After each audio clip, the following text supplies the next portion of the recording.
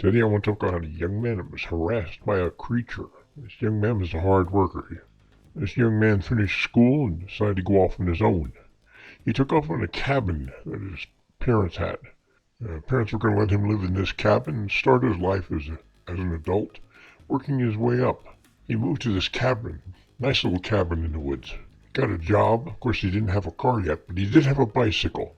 He used the bicycle every day to commute to work. It was about a 7 mile ride to work. It was him and his dog living in a beautiful place out in the woods. He'd leave when things were still a little bit dark, arrive at work on time, and he worked his work day till about 4 o'clock normally, 4 o'clock, 4:30 range, day after day after day. It was not a big deal. But one day it just wasn't right. He was on his way home and the things in the woods seemed to be calm and quiet. It was getting dark. I had about a mile left to go to his house. During the ride, he'd glance around at the beautiful farmland and the forest, and unfortunately, tonight was one of those nights when things just seemed to turn his world upside down. He looked into the woods and he saw something was looking back at him. Something from behind a tree was looking at him. What he saw was a creature that belonged in a nightmare. It was a creature with long claws staring at him ominously, deadly, from behind a tree. But it just couldn't be. Could this actually be real? The young man wasn't sure if his brain was playing tricks on him. It probably was just shadows of the sunlight through the leaves and the trees. There couldn't be a creature like that. There just couldn't be a creature like that. This creature was something unexplainable, because this just couldn't be real.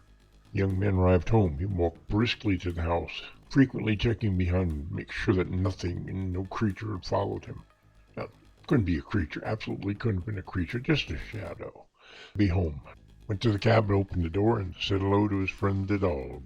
It was time for the dog to go out. The dog had been in all day. It was time to go out and let that dog do its stuff outside.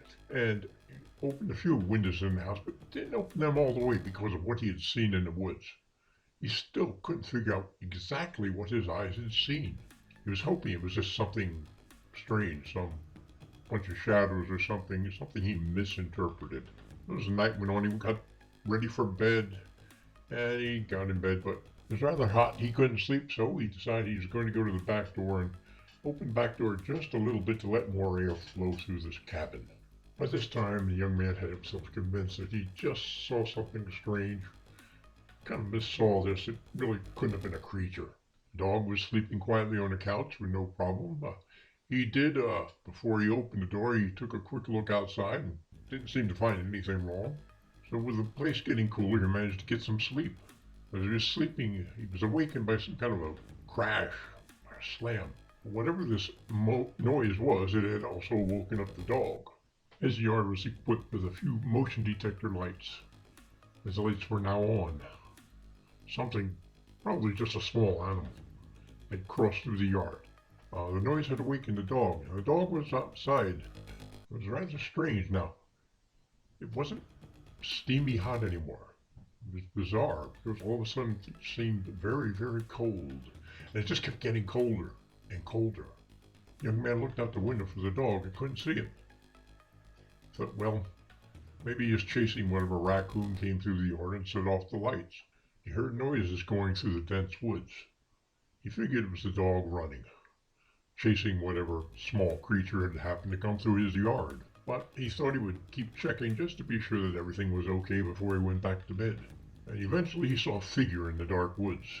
Seeing this figure in the woods, he started to call the dog. He wanted that dog back in the house, in safety. He called the dog and he called the dog, but the dog didn't come. He was quite worried. He was begging, hoping his dog would come. All of a sudden something was thrown past the door. Unfortunately, what was thrown was the head of the dog. Beautiful fur from this dog was now covered in blood with claw marks. Now fear, grief, disbelief, everything was beginning to overtake him right now. He was basically paralyzed and couldn't even move at the time. In the middle of his grief, he had felt quite an urge to get back to the house, and close that door. He moved very fast as he could. Moved back to the house, shut the door, locked it. Thought, well, he's going to be okay now. But then he heard scratching, slamming against the door. Then he remembered, I've got my windows open. So he quickly went around the house and decided he's going to close these windows before he had a problem. He closed the other windows in the house and got back to his room. And there, his window in his room were claws. Claws trying to get this window farther open.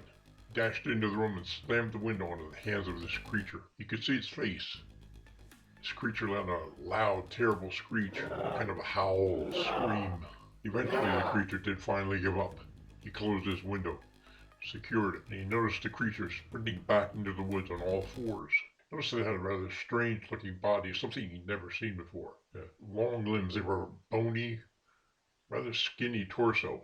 In the eventual weeks, this creature visited almost nightly. He learned, don't take anything for granted. Keep those doors and windows shut, locked. Many nights the creature was quite bold. He came up and it tapped and scratched at windows, almost as if the creature was just baiting him, letting him know that he was there. And at any time, the creature could do whatever it wanted. Eventually the visits started to get worse and worse. And then finally, he started hearing something from the attic. Scratches, scrapes, taps coming from his attic. His world had now become a terrifying place.